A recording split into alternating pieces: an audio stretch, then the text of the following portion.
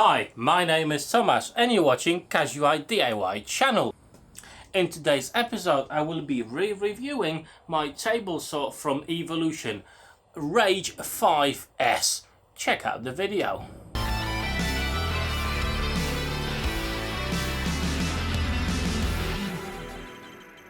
Right then, so let's wheel this bad boy to the center of my workshop.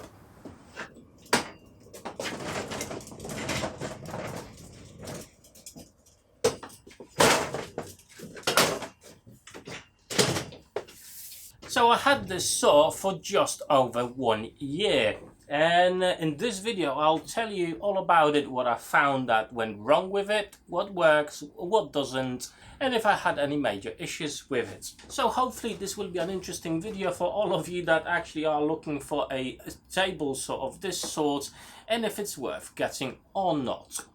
So to start with, I'm just going to tell you that this all works. After 1 year, it works fine, and I had no major issues with it. Although I had some problems with it, more of a design issues, design flaws of this machine than anything else. But I'll go through those in greater detail in just a second. Let's actually start with a positive. The thing that I really like about this saw is the fence. It's a nice stable fence that locks from the back and the front. But obviously, like with most of budget tools, sometimes you actually need to set them up correctly to start with.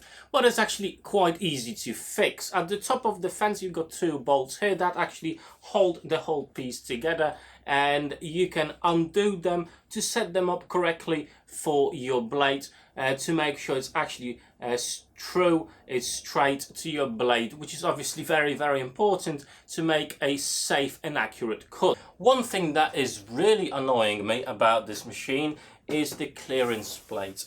The plastic in the middle is very thin, and as you can see it really flexes a lot with not much pressure to it. So if you're trying to run something smaller, you will actually dip the material inside in the middle of this plate, and it can cause some issues. It can cause binding of the material and obviously very dangerous kickback. Also, as you can see, I've got a piece of tape, and the reason for that is the space here between the sides is absolutely huge, and if you're trying to cut small pieces on it, there's actually a possibility that they will land inside of the void where the blade goes, which is very dangerous. So that's one of the things you need to look at. If you're cutting larger pieces, there's absolutely no issues and the blade doesn't come in play at all in slices. But for example, I was trying to cut some pen blanks, and it's basically impossible to do. I don't think it's safe. Hence, I've actually made this awesome sled. If you haven't seen that video, check it up. I'm just gonna link it up above, and obviously it will be linked down below as well. Check it out, it's really cool sled, and I've got some really nifty attachments to it as well, so go and have a look. It's definitely worth making. So one of my future videos will definitely be a zero clearance plate for this machine. It's not the easiest one to make, unfortunately, due to design it has, although I'm still going to try to attempt it, and obviously you're going to be able to see it on my channel to see if I managed to do it or did I failed miserably. So if you are interested in a zero clearance plate for this machine, stick around on my channel, press the subscribe button, and obviously the bell notification, change it to all, as sometimes YouTube will not notify you about my videos coming out. And as we are looking in the inside of the machine, there's one thing that one of my friends on Instagram pointed that out with his saw. As you can see, that's the plate that goes away when you're tilting the blade to an angle. Obviously at this point the blade is straight, it's not on an angle, and as you can see there's a really wide void between the plastic there, which causes a lot of dust actually to escape through the bottom of the machine rather than be extracted through your shop vac that's connected to this machine. Now, another thing I want to talk to you about is the riving knife on this machine. Obviously, I would recommend to use it at all times, always, with every single table saw, because it's a fantastic safety feature that helps you to avoid a kickback, which can be very, very dangerous. So it's a safety feature that I believe it's a must have. So one day I'm making a cut on my table saw, and I'm noticing that my piece of wood is actually getting stuck between the fence and the riving knife, because it's sticking towards the fence, and it's under a slight angle. Obviously that's ever so dangerous, and I stopped immediately. I pressed the power off button and I went to investigate. So I thought to myself, God damn it, I probably bent it in somehow or some way, so I've ordered another one online. They're not too expensive. So when it arrived the next day, I've installed the riving knife, and guess what? It was bent as well, but now towards the other side. So I'm thinking to myself, what's going on here? So as you can see, the bolt that holds the riving knife is just over here, and that locks it in place. Now what I didn't know, obviously I've put enough pressure, it locked, it's stable, it's not moving. But what I've noticed, that bolt will actually make the riving knife straight to your blade. So sometimes you think, tell you what, I can't go any further, but if you give it another spin, it will actually bend the riving knife to the right position. And that's what I wasn't doing. I wasn't putting enough pressure, enough spins on the bolt to actually put it to the right place. So that's one of the things I want to mention to you guys if you had the same issue. Now it's absolutely fantastically straight with my blade, and I had no issues ever since. But initially what probably happened to the first riving blade was that that bolt came loose. I've been using it for about 3 months now after changing the riving knife and putting enough pressure on the bolt, and I had no issues with it. But that's one of the things, guys, that you don't check daily, and probably before you turn on this type of a machine, you probably should, because it could end up a serious injury. As we are still on the topic of safety, you probably have noticed on my videos I actually don't use the safety guard that goes on top of this blade. The reason for that, I found it absolutely useless, and it's not been designed correctly, because it actually stops your piece of wood of going through the blade itself. It's just a very poor design that prevents you from pushing your material through the blade itself. Hence I took it off. I do not recommend taking your blade guards off at any point of time. Some of the cuts require that, but safety feature first, guys. Use it when you can. Now I have heard from my subscribers, from the people that watch my channel, that the latest models actually are coming with a different type of blade guards. The design is a little bit different, and that problem has been sorted. Let me know if that's a confirmed thing in the comments, because I'm quite curious if that is the case. Let's talk about dust extraction. We touched on it a little bit with the void where the blade goes. A lot of the dust will land underneath your machine, but I have to say there is no massive overspray. It doesn't go everywhere. If you've got your shop vac connected, it's actually not too bad. I work with saws that were a lot worse, but I've seen saws that are a lot better. So what do I actually like about this machine? Well, as you can see, it's foldable. For my small garage, it actually takes a really tiny footprint when it's folded away. But at the same time, it really is a nice, solid and large workspace, which you can actually extend to a massive size. And it's fairly easy to do. Both of the wings extend. You've got some knobs on the back. That's the max for this side. But the other side, the right side, it's absolutely fantastic. You've got one lever to unlock it, and it extends. Lock it in place. Look at that, it's absolutely massive. So what is the maximum cutting capacity when it's fully extended? Well, let's have a look. 59 centimeters. In my books, that's absolutely massive.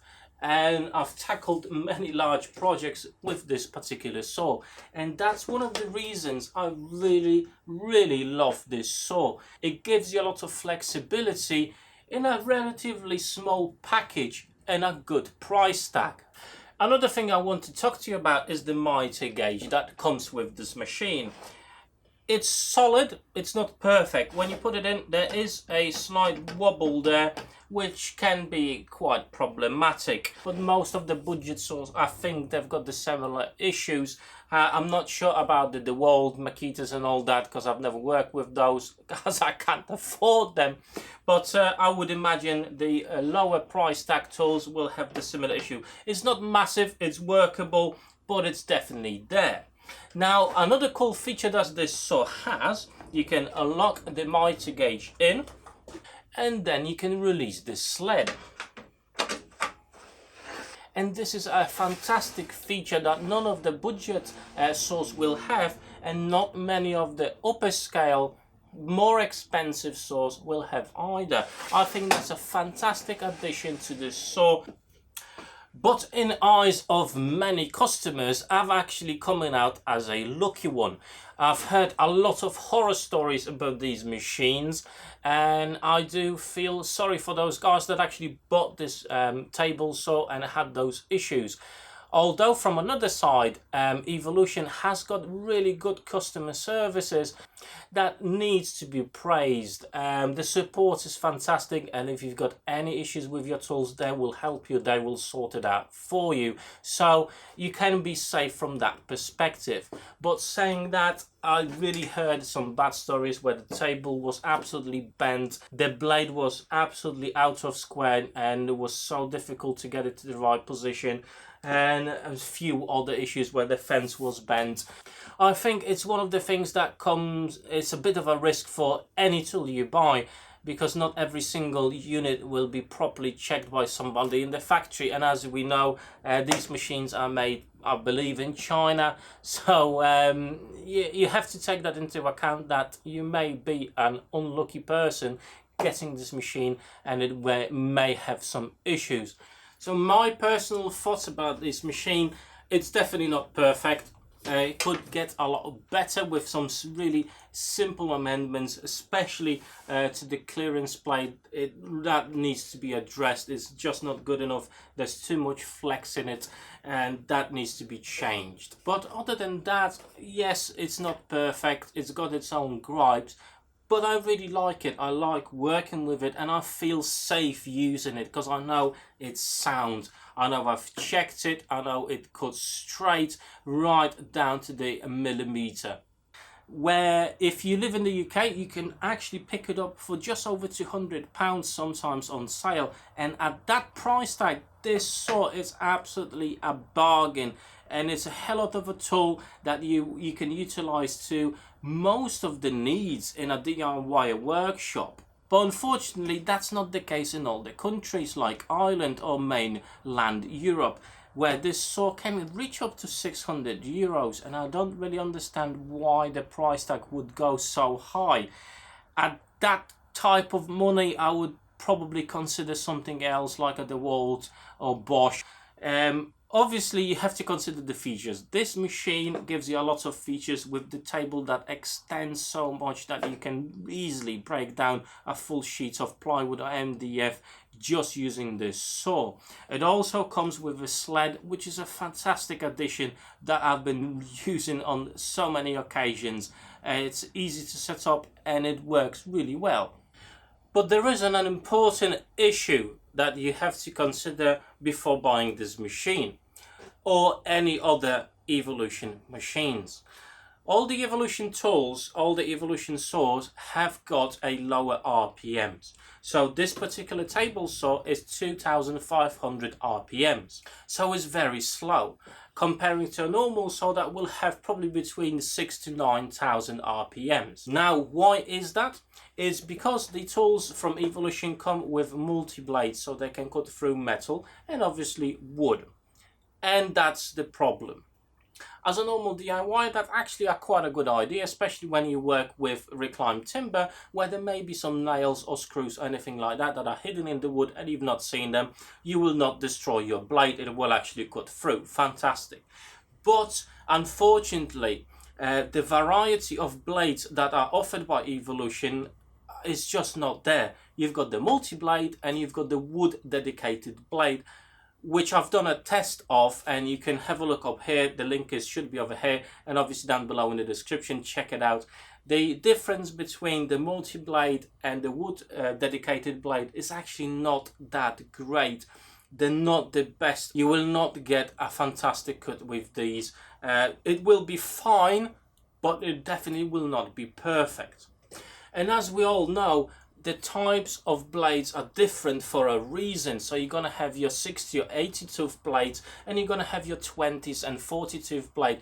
They're there for a reason. They're designed to do a different job, whereas this doesn't have that variety, unfortunately. Now, another thing that Evolution did to force everybody to actually use their blades is the bore size. So basically the whole of the blade. The bore size in these machines is 25.4 millimeters, whereas most of the other brands will have 30 millimeters.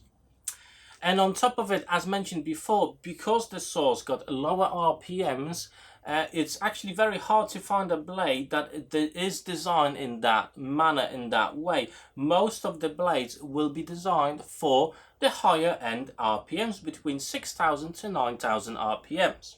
Now, one of the brands I've come across on Amazon is Saxton blades. Now, this blade is 80 teeth, so it's for fine work, and that's what I actually need for some of my projects. It's 250 millimeters, i.e. 10 inch.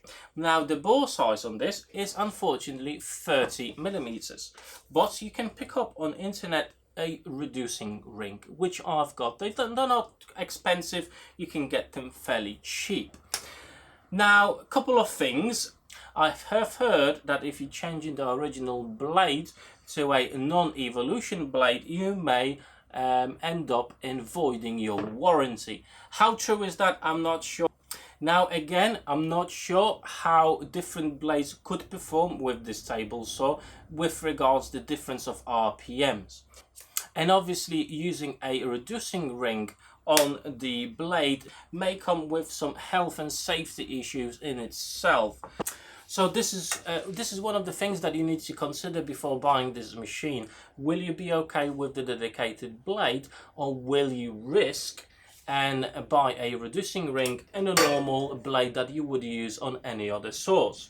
Now, up to write this video, I have never ever used any other blades than the Evolution blades. But in my upcoming videos, I will actually be testing this saw with a different blade. So obviously I've got the Saxton blade, but I will make a purchase of the Diablo or Freud blade. We'll see which one's going to be on offer, which one I will be able to find on the internet, and we'll see how they perform. Is it safe to use? Will there be any issues? I will film it for you, and you will be able to see for yourself and make up your own minds if that's the safe way to go, and if it actually works, because I've heard some comments that because of the lower RPMs, the blades just don't cut through wood or any other materials.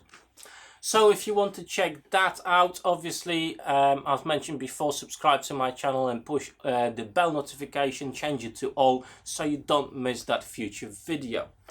So finally, these are my thoughts on this machine. Would I change it to something else? Probably at this minute not. The flexibility it gives me and how it's set up now is cut accurately and fine.